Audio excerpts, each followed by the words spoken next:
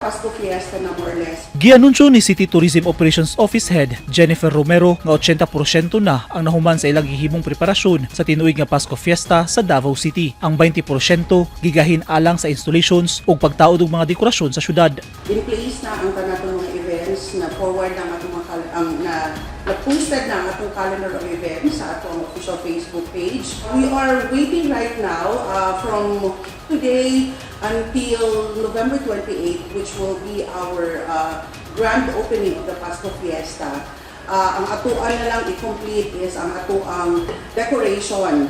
Apil sa plano ang pagbuntar og dekorasyon sa Davao International Airport nga paagi sa pag-welcome sa mga bisita ug babati sa mga balikbayan ang diwa sa Pasko sa Pilipinas, hilabi na sa Davao City. Usa sa mga plano nga buhaton mao ang pagpanindot sa Davao Coastal Road nga usa sa venue sa mga aktibidad sa Pasko Fiesta, sama sa Pasko Fiesta Year-End Party sa December 30 ug ang Grand Bazaar sa December 26 hangtod 31, 2024. We will be putting up the Davao Pasko Fiesta Year-End Party sa December 30. We will also be having the Grand Pasko Fiesta Bazaar in time for that period. So, naatay bagong location karon ang Davao Coastal Road. Sunod-sunod na nga nagapahigayon og Executive Committee meet ang ISICOM sa Pasko Fiesta aron masiguro nga hanay gyud ang himuong mga aktibidad karong holiday season, sama sa koro sa Pasko, sayaw sa Pasko, parada, banda dasig ug uban pa. Gibutyag sab ni Romero nga ginahanay na sa ISICOM ang pagsunod sa rota sa Kadayawan alang sa Parada Pasko 2024 nga itunong og weekend.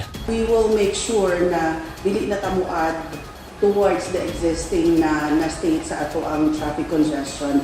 Ugaling mahuman na ipresenta ug paaprubahan kini sa City Council alang sa mga posibilidad road closures ug alternative routes o rerouting schemes na ipatuman. Apil na ang pagplastar sa security deployment. Stronger, brighter, happier together ang tema sa Pasko Fiesta sa Davao City karong tuiga. Karon ang ato ang color scheme is blue and gold with a touch of orange. So ang ato ang working na concept sa City Hall is for an enchanted woodland, the magic of forest in the heart of the city. So naatay mga elements na gina-work on. We will be seeing the reindeers sa atong city grounds. We will be Davao City Hall in front of there is atong gawa sa atong City Hall.